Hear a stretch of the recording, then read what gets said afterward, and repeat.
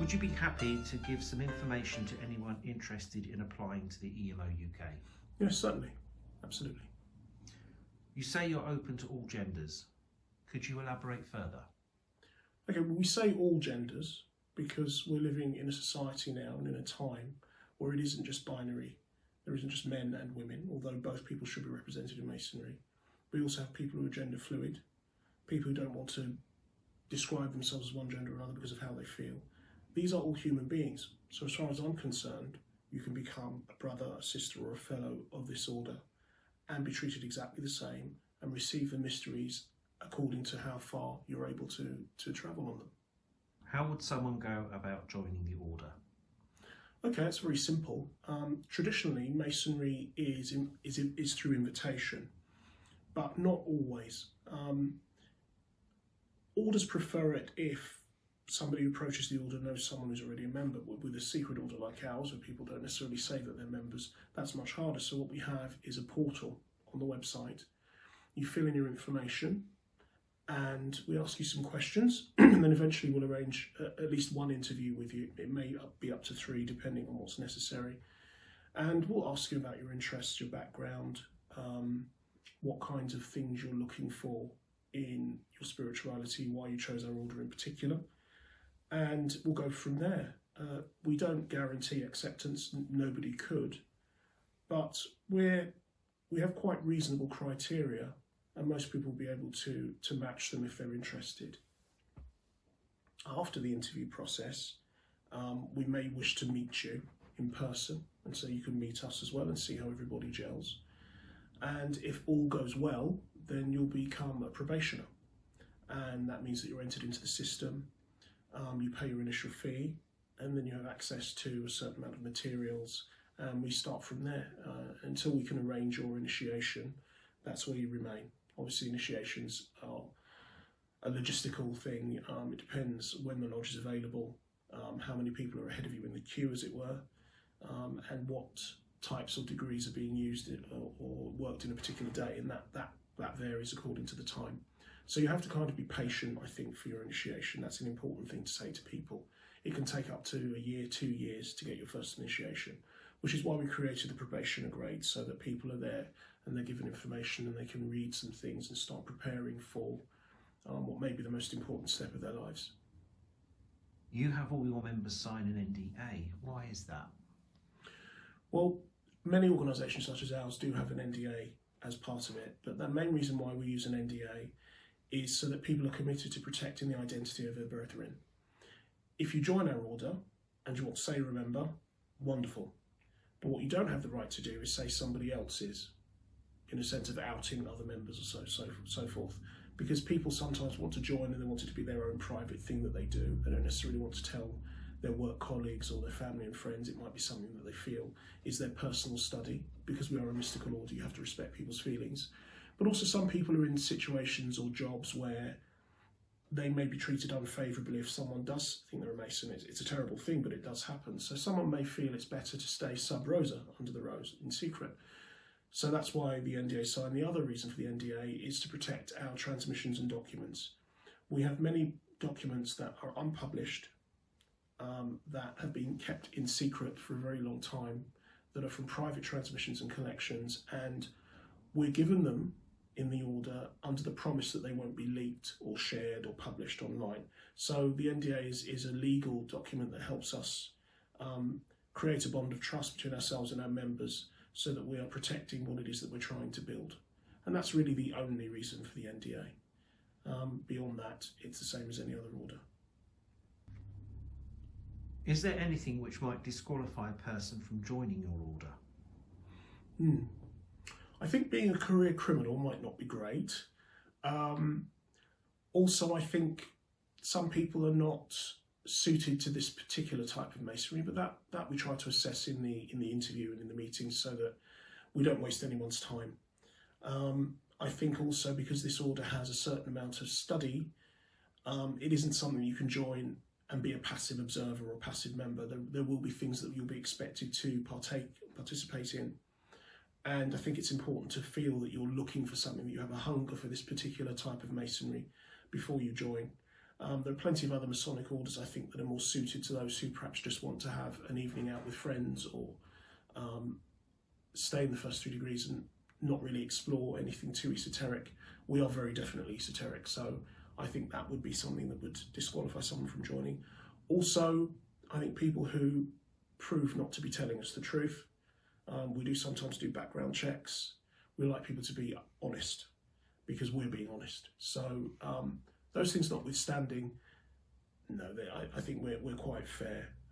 There's no need for anyone to be afraid to approach us. We're not that scary. And I think, again, if you have an open heart and you're clear about your intentions, it's fine. And we don't penalise people if they have a past when they were young or whatever.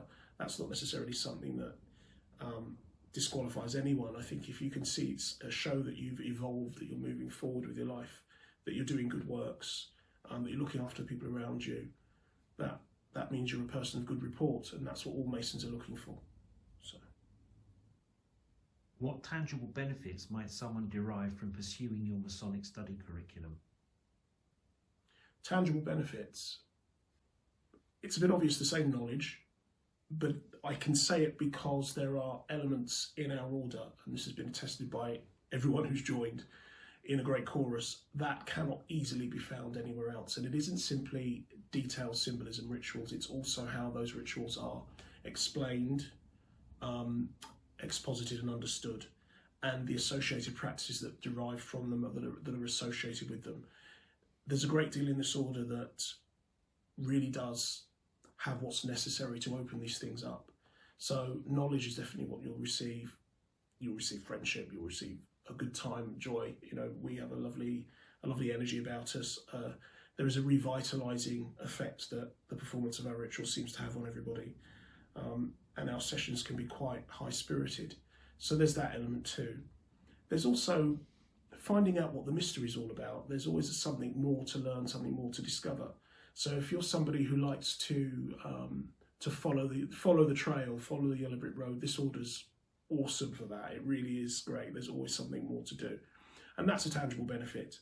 Obviously, like other Masonic orders, people try to look after each other. Brothers and sisters of the same lodge will always have each other's backs, generally speaking, and that's a lovely thing as well. You make a new set of friends, and it's a very specific kind of friendship in a fraternal order. The bonds are deeper in a way than just an ordinary friendship, and that can be quite interesting. So yeah, there are tangible benefits, I would say so. But then I guess I'm slightly biased. How long does it take to progress through the degrees of the rite? That's a how long is a piece of string question. There are people who progress quicker than others, but it depends on their capacity for learning, how their energy develops. There is an energetic quotient to this, which I won't go into too deeply. But there are ways that we test people's readiness apart from just their intellectual capacities and how much they've learned academically. You also get a feel for when someone's ready to take the next step. They do too. So it can take as long as it takes. I mean, generally speaking, the first 3 degrees you spend at least a year in each. And there's a very, very, very good reason in this order why you do. There is a great deal of material, not only a breadth of material, but a depth of material. There are processes and techniques that we teach you that you need to be able to master before going on to the next stage. So for the first 3 degrees, expect 3 years, and it's worth it. You're gonna, in those 3 years, learn a great deal of stuff. Many things will be answered for you, and it is esoteric straight away. This is not drip fed. In a sense, we've had to choose what things to hold back because of the sheer amount, the mountain of things that we have. So 3 years for the symbolic rite for the lodge. To enter the sanctuary then, the 4th degree and upwards, that's difficult to calculate. Some people stay in the 4th degree because you have to be a 4th degree member to be a master of a lodge. Some people are happy just there. There's a great deal to do in the 4th degree alone that somebody would be happy to stay with. But to go beyond, I think it just depends when you're called to and when the mysteries begin to push you to go further. It certainly will never be us pushing you. It will be something within you that feels drawn to take the next step, knowing what each step can possibly entail. What would you say your order has to offer to the new generations, such as Gen Z and Gen Alpha? That's really interesting. People are so awful about the young. They've got terrible attention spans. They can't live without their phones. People saying that about us in the 80s and 90s, that, you know, our technology was frying our brains and blah, blah, blah. Loud music was going to make us insane. You know, people come out with stuff when they're older because the difference sometimes is difficult to handle. But I think the young people and what they're dealing with today, the sheer trauma of COVID, having to find relevance in a world that's bombarding you and overloading you with information, I think they're coping amazingly well. What the masonry, and our form of masonry in particular, will give them is the stability that everybody needs, that backbone, that spine of tradition that underlies all cultures all around the world, including our own. We give it different names depending on what culture that we're in, but we all instinctively know what it is. And memphismizraim tries to be an expression of that. And when it works well, it does a very good job at it. So what we would give to young people is their traditions, which are theirs. You know, we've kept these things sacred and protected to be able to donate them to the future generations. There will be no masonry without members. There will be no mysteries without initiates. So any young person that feels that calling, listen to it, because you won't regret it. It opens up vistas that you didn't believe were possible, you know. So I think what we can give them is what the mysteries have always given people. But what I can assure them of in this order, that there will be no sexism, there will be no racism, there will be no authoritarianism, there will be no toxicity from the past that young people are far too bright to be fooled by again. And that's what we're trying to make sure that we do, so that the gift is given clean, not tainted by past concerns, past assumptions.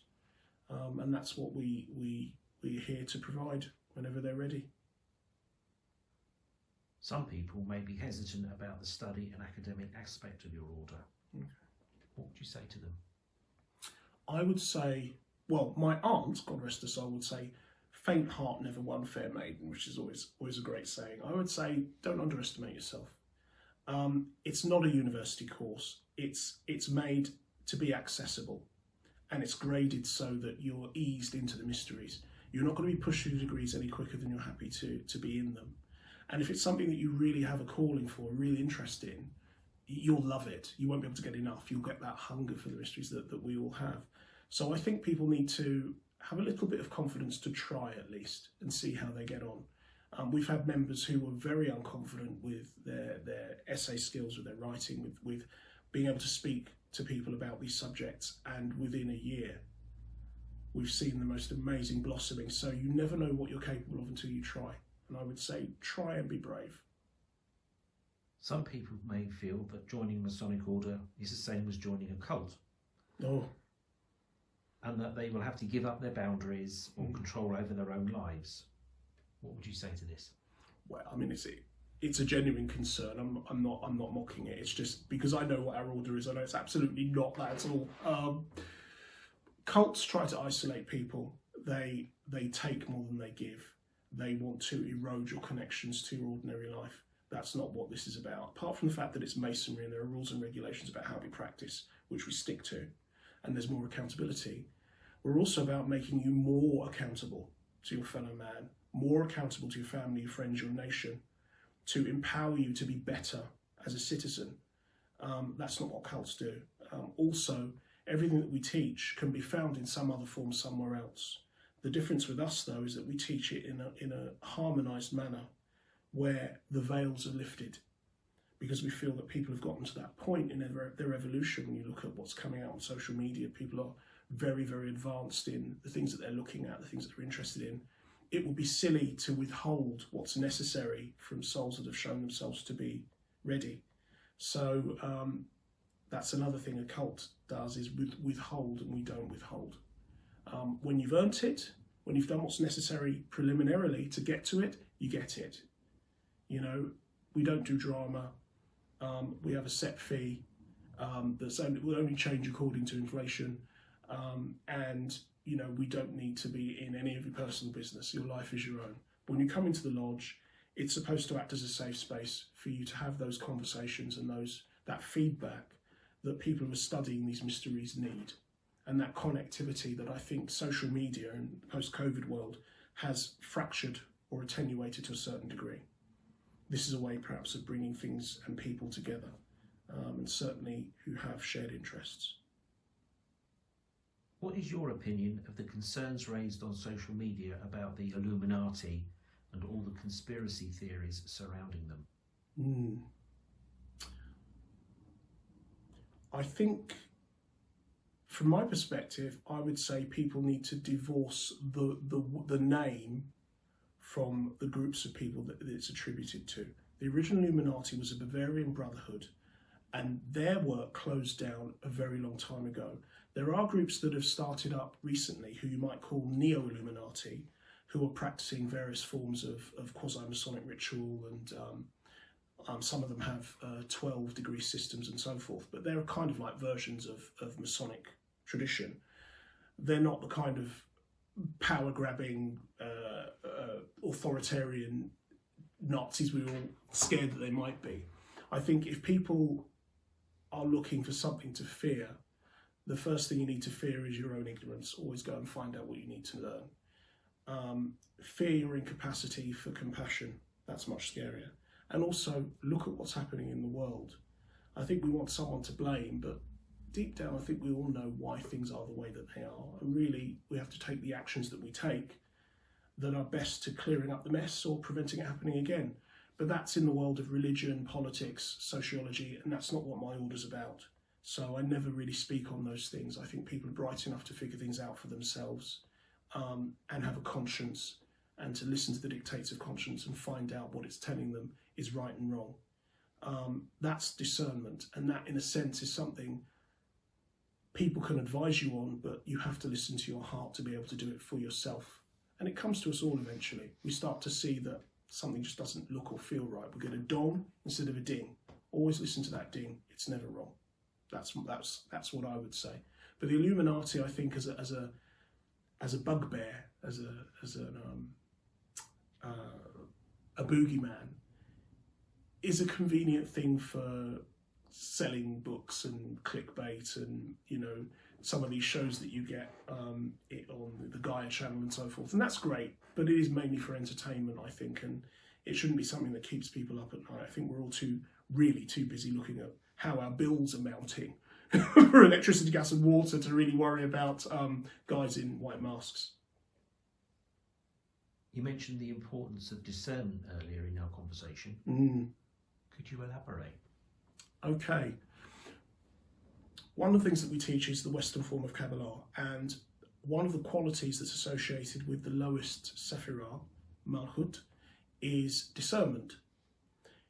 It's the ability to distinguish between the dong and the ding, to make a choice based on conscience, to make a choice based on ethics and morals as far as you can conceive them, as far as you have a sense of them, and as far as you have the information about what's going on. Obviously, we're all dealing with perception and apperception. We're all experiencing life subjectively, and it can be very, very difficult, as I said in the Points of Light interview, to know how someone sees the world who's standing next to you. But I think that following conscience and having a clear sense of boundaries is a very good way to start. And essentially, if something is breaching your boundaries and making you uncomfortable, you have to discern that it's not right for you. And if something is strengthening your boundaries, making you feel safe and making you feel like something is helping you, then it's great. But that's the simplest way you can conceive it. Discernment is an ongoing thing. Something that starts off good can turn out bad, and something that starts off really uncomfortable will end up being the best thing you've ever done. And I think that's human life.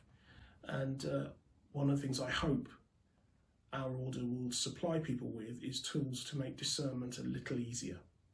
But of course, it's an inexact science, as I found myself in life. But one does one's best. What message do you feel it is important to convey to anyone who may be interested in joining your order?